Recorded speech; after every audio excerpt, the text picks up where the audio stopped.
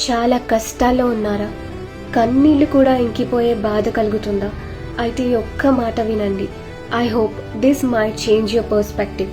మీరు మీ ప్రపంచాన్ని చూసే దృష్టికోణమే మారుతుంది. మీకు బాధ కలిగిన ప్రతిసారి మీలోంచి ఒక కొత్త మనిషే జన్మించాలి.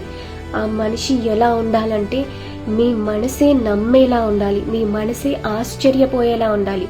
In a positive way and in a productive way. ఎలా పడితే అలా కాదు. నథింగ్ క్యాన్ స్టాప్ యూ అన్నట్టుగా మారాలి. ఒక్కసారి గుర్తుపెట్టుకోండి, చేంజ్ అనేది మన లైఫ్లో, అందరి లైఫ్లో కాన్స్టెంట్గా జరిగే విషయం.